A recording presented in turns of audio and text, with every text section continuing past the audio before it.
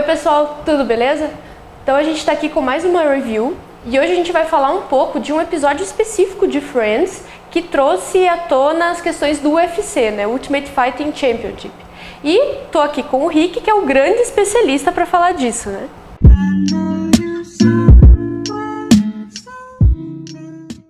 Pois é, então, a minha dissertação de mestrado, de certa forma, tangencia essa coisa, né, dos combates intermodalidades, enfim, e a tese de doutorado, ela é específico do UFC, então a gente vai tentar aqui, a gente assistiu esse episódio do Friends e a gente achou interessante tentar trazer algumas coisas, principalmente acerca do contexto do UFC, né, como é que o UFC ele vai parar lá num episódio do Friends e pensar assim, hipóteses de quais as motivações e quais os objetivos, né, de uma modalidade até então bem incipiente, né, porque a gente está falando mais ou menos no ano de 1997, né, e vamos ver como que isso se desenrola, né? Então, falando um pouquinho da série antes, que de certa forma até dispensa apresentações, né? Essa série teve início em 1994 pelo canal NBC, né, da televisão aberta norte-americana, e foi até o ano de 2004. Então conta com 10 temporadas, 236 episódios, e até recentemente num dos vídeos do Pipocando, né, eles até alertaram para esse elemento das séries mais assistidas, né? Então, além de ser uma série super assistida, naquele momento, né, em que passava na televisão aberta, até hoje ela é uma das mais visualizadas no Netflix também. Então há uma intensa recuperação dessa série a todo momento. Esse episódio específico do qual a gente vai falar, ele está localizado, é o 24º episódio da terceira temporada de Friends. E eles vão trazer à tona uma série de elementos do UFC. Claro que junto também com histórias de outros personagens, que é o que normalmente acontece em Friends, né? Pergunta alguma coisa pra mim. E um outro elemento também interessante sobre Friends, né, que a gente pode pensar, é que ela vem na leva de uma outra série um pouco mais antiga e que tinha um público um pouco mais velho, que era Seinfeld. Então também entra no quadro das séries mais assistidas da televisão e que traz à tona esse fio condutor das relações cotidianas, acontecimentos banais da vida do dia a dia propriamente dito. Então Friends entra, digamos, no lugar de Seinfeld, abordando exatamente essa temática e também trazendo um ponto de vista de um pessoal um pouco mais jovem, né? Porque se pegar lá a Rachel, Ross, a Mônica, o Joey e o Chandler, eles têm na faixa ali de 25, 28 anos. Então é um público um pouco mais jovem do que possivelmente os que assistiam a Seinfeld. E claro, né, depois de Friends tem How I Met Your Mother, a própria The Big Bang Theory, que acabam pegando essa deixa de tratar com leveza, né, das situações do dia a dia e com muito senso de humor também, né? No caso de Friends, o que a gente pode destacar, né, que até muito tranquilo de assistir, super leve, porque a duração dos episódios é de 22 a 24 minutos, assim, é super rápido, né? Que é um dos elementos que possivelmente também atraíram grande audiência para aquele momento, né? Que passava toda quinta-feira à noite, né? O horário nobre que eles tinham.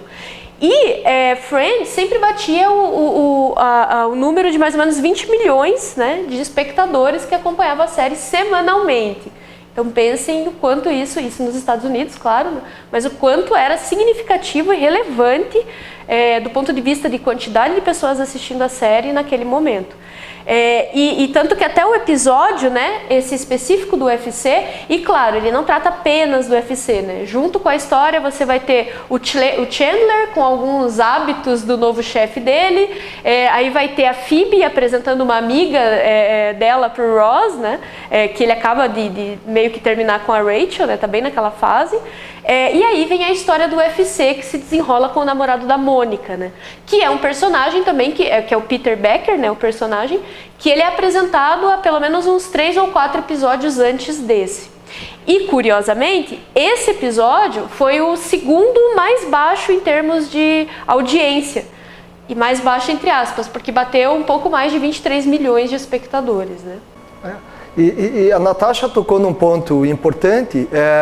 O público do Friends, ele era um público um pouco diferenciado do Seinfeld. Enquanto o Seinfeld você tinha um público com uma faixa etária um pouco mais alta, né? No Friends você tinha um público majoritariamente jovem, né? E daí você começa, eu vou trazer algumas coisas de contexto, né, do UFC, no sentido de tentar, né, descortinar algumas coisas que às vezes passam desapercebidas, né, para a pessoa que vai assistir apenas com sentido de lazer, enfim. O UFC, ele surge no ano de 1993, né, numa iniciativa de dois empresários, né, que era o Art Davis e o Bob Meyerowitz. Então, eles têm essa ideia de criar um evento entre modalidades esportivas. Então, o que eles vão fazer? Eles vão pegar um lutador de boxe para lutar contra um lutador de karatê, um lutador de jiu-jitsu contra um lutador de kung fu, outro de taekwondo, enfim. E a ideia, o nome Ultimate Fight Championship, é tentar saber qual dessas modalidades é a mais eficiente em um combate com regras mínimas, né? Então você tem o primeiro, o UFC, em 93, né, na cidade de Denver, né, e a pretensão deles era que atingisse lá um público isso era veiculado nos canais a cabo, né, então esses canais, eles estavam também, de certa forma, nessa época, já tinha tecnologia suficiente, então nessa época, além do UFC, está surgindo ou se popularizando esses canais via cabo. E o UFC ele se insere nessa lógica midiática de cabo, né, de transmissão via cabo. A ideia deles era assim, olha, a gente vai ter que fazer, tanto o Art Davis quanto o Bob Meyerowitz, eles estavam pensando, a gente vai ter que fazer alguma coisa que chame atenção. Então eles elaboraram, né, uma área de luta diferente do que se tinha. Eles não queriam fazer, por exemplo, no ringue de boxe, porque talvez se aproximasse muito de uma lógica do boxe ou mesmo da lógica do pro wrestling, que é aquelas lutas ensaiadas, enfim.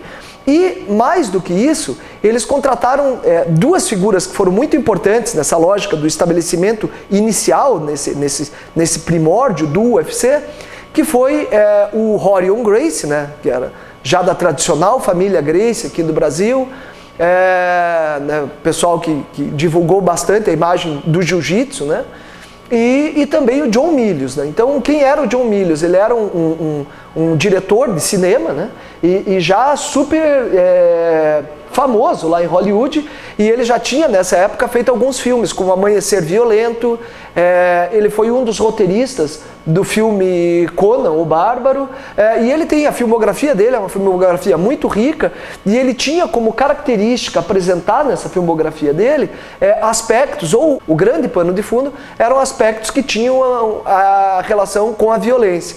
Então ele foi contratado pelo Art Davis e pelo John Milius justamente para criar uma identidade imaginária ou criar uma imagem para esse UFC, e ele acaba exagerando nos elementos que envolvem questões relacionadas à violência, né?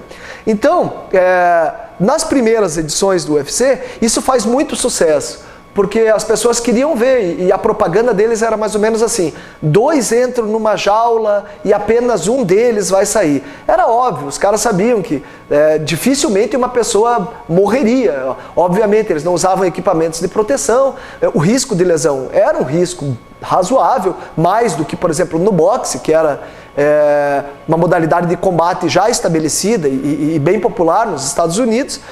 Mas muito desse imaginário de violência foi engendrado pelo John Milius, né? Então ele cria essa imagem. Então, a partir dessa edição, a partir da terceira, da quarta edição, começou a haver uma série de restrições com relação ao UFC, né? Então, os setores mais conservadores da sociedade norte-americana viam aquilo como uma luta bárbara, bestial, que tendia a degenerar a juventude norte-americana. E, nesse sentido, né, o senador norte-americano pelo Partido Republicano, o senador John McCain, recentemente falecido, né, ele levanta essa bandeira e ele vai para as mídias, ele vai participar de uma série de debates acerca da própria validade do UFC enquanto uma prática, enfim, ele condena essa prática, né? E principalmente pelo fato de que não haviam regras que controlassem aquele tipo de prática, que a gente não pode nem, né, chamar de esporte ainda, a gente está naquele encaminhamento para se tornar uma prática esportiva. E a partir do UFC número 5, 6, eles percebem que aquela propaganda feita com ênfase numa violência, né, exagerada, tinha sido um tiro no pé.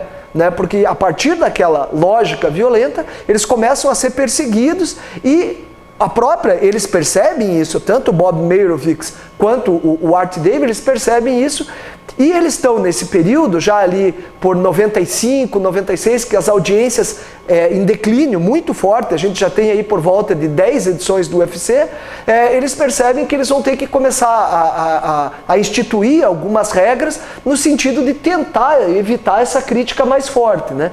E além disso, né, eles pegam, e com o sentido de tentar trazer um aspecto até mais cômico, com o sentido de tentar reformular aquela imagem do UFC, o Bob Meyerowitz, ele negocia com o roteirista do Friends para levar lá uma inserção do UFC com o sentido de, né, de uma forma satírica, de uma forma mais leve, apresentar o UFC para aquele público do Friends, que é um público mais jovem, até porque o grande público do UFC até então eram os pessoais que já trabalhavam com algum tipo de lutas ou gostavam daqueles filmes de artes marciais. E até muito legal, né, essa sátira que aparece no Friends, né, que como eu mencionei, então, o Pete, que é o então namorado da Mônica, que já é conhecido do público, né, que já apareceu uns 3 episódios antes, ele combina de falar com a Mônica, preciso de algo muito... Eu tenho que te contar algo muito importante. E aí já fica, puxa, vamos pedir a Mônica em casamento e tal. A Phoebe já começa a fazer planos de como vai ser a cerimônia, etc. E na verdade ele quer encontrar com ela para falar que ele vai entrar pro UFC. Que até então, né, como o Rick mencionou, era só o UFC, era só um evento de vale tudo, né? O MMA, né, o título de Mixed Martial Arts, surge bem posteriormente, já pegando a ideia de uma modalidade propriamente esportiva, né? E não mais um evento. E aí ele vai contar para ela, ele enquanto um milionário, né, um milionário do setor de tecnologia, então ele cria computadores e etc., precisa de um novo desafio. Então ele diz, né, puxa, eu já conquistei tudo do ponto de vista intelectual, financeiro, agora eu quero um desafio físico. Então eu vou ser campeão do Ultimate Fighting Championship, como se fosse algo, né, muito simples.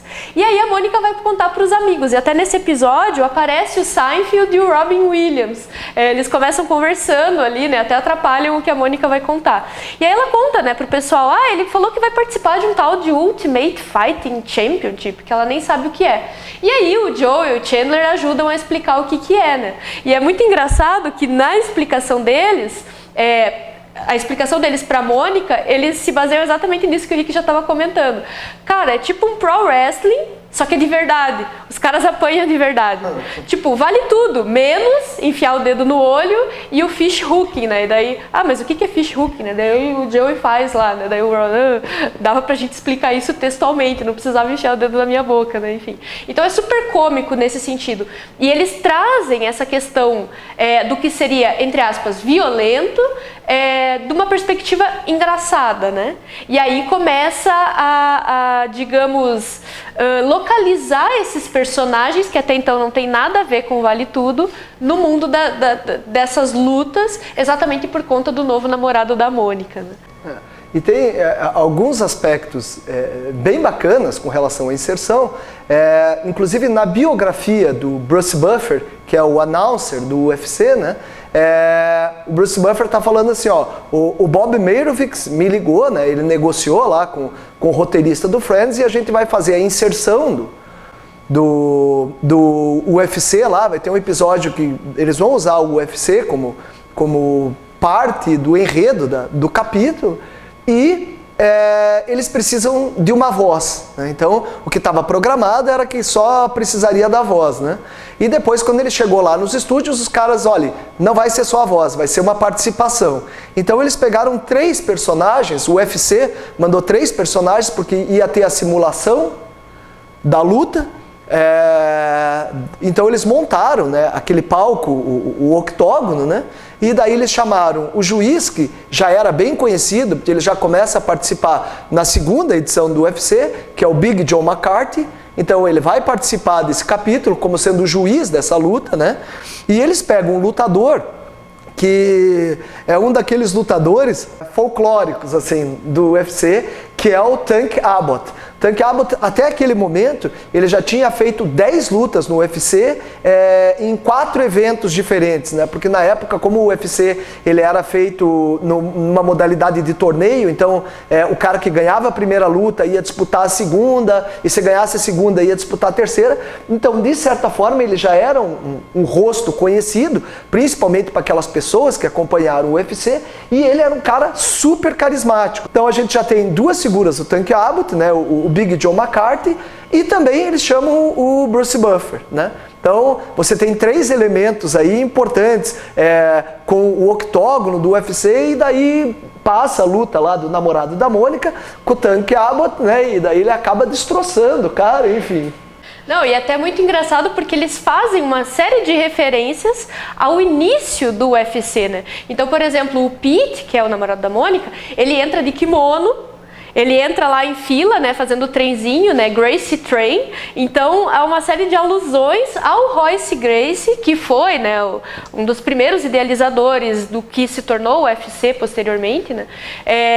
E nesse sentido, assim, até a própria questão, né, de, porque até o Tank Abbott, né, o David Tank Abbott, o cara é super grande, daí chega o Pete, bem naquela lógica, puxa, né, com kimono de jiu-jitsu, que também era uma das ideias, né, bem iniciais, que era mostrar o quanto o jiu-jitsu era bom no sentido de o mais fraco poder encarar o mais forte, que isso também era recorrente no UFC, né, não tinha uma limitação de peso e altura ainda, né, não havia. E um ponto curioso também, que o Rick pode falar até um pouco mais, é que esse episódio foi ao ar no dia 8 de maio de 97. No dia 30 de maio aconteceu a 13ª edição do UFC, né? Com o Tank Abbott. Perfeito. Nessa 13ª edição, eles colocaram o Tank Abbott disputando a luta principal, né? E o juiz era o John McCarthy, então a gente tá falando assim... Dezenas de milhões de pessoas assistiram aquele episódio do Friends, e 2 semanas depois aquilo sai do campo anedótico, né, daquela coisa dos estúdios, e vai para a vida real. A luta realmente ia acontecer, que era o Tank Abbott, nada mais, nada menos, contra o Vitor Belfort, né? O Vitor Belfort aí com 19, 20 anos, né? Vai lutar lá contra o Tank Abbott.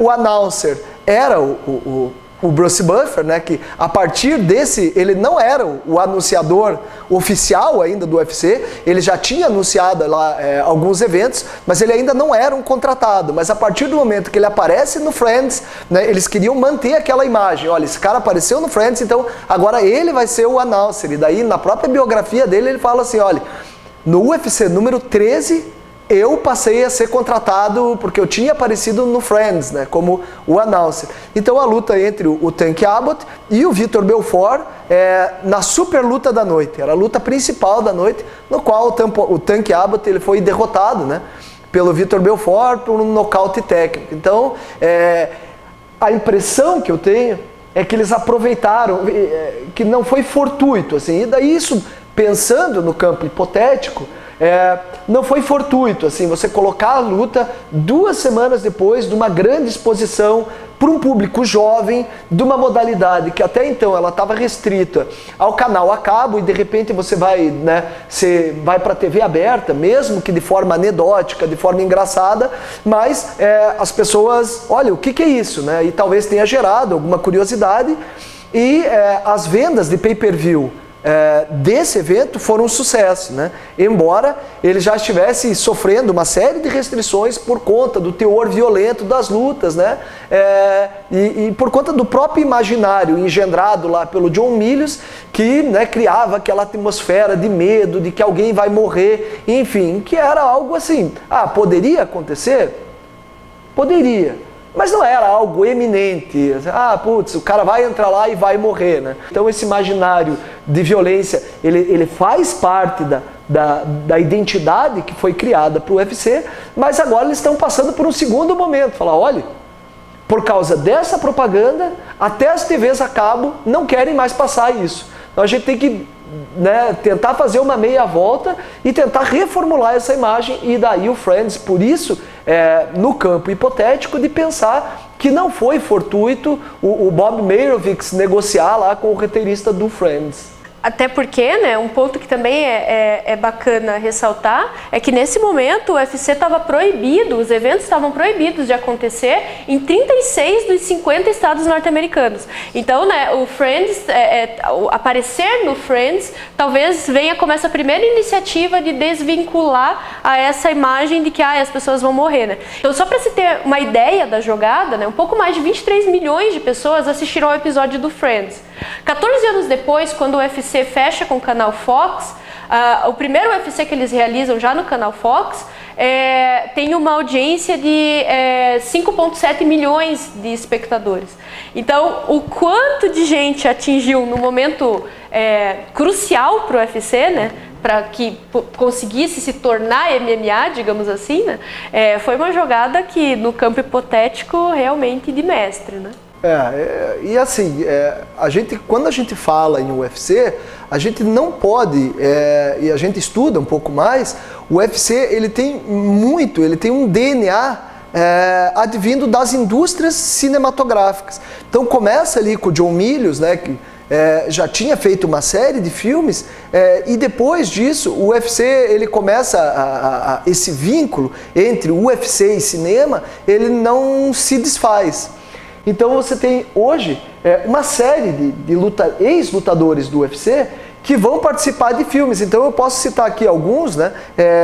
O próprio Randy Couture fez filmes, o Quinton Jackson foi o BA no remake do Esquadrão Classe A, o Rorion Gracie nesses primórdios, né, um pouco mais para trás, ele também fazia algumas pontas e ele coreografava também algumas lutas que iam acontecer. Então esse DNA do UFC, tanto é que quando eles vão elaborar o próprio cage, né, do UFC, o octógono ali, é um cara ligado à indústria cinematográfica. Então, como que a gente vai se desvincular de tudo aquilo que a gente tem igual? Então, né, a coisa da grade em volta, dando indício de que ninguém ia fugir.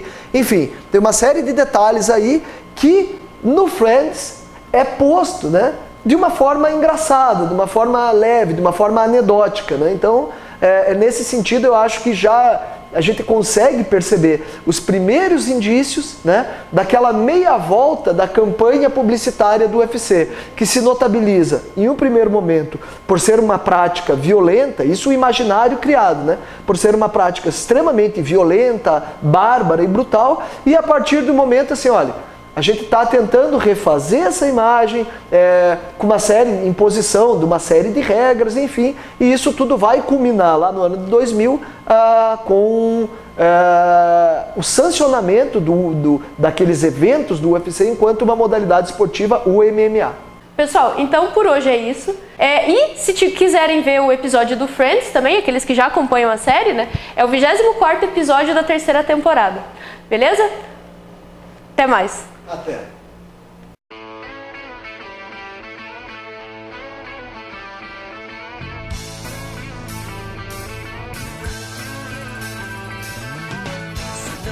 Told you life was gonna be this way. Your job's a joke.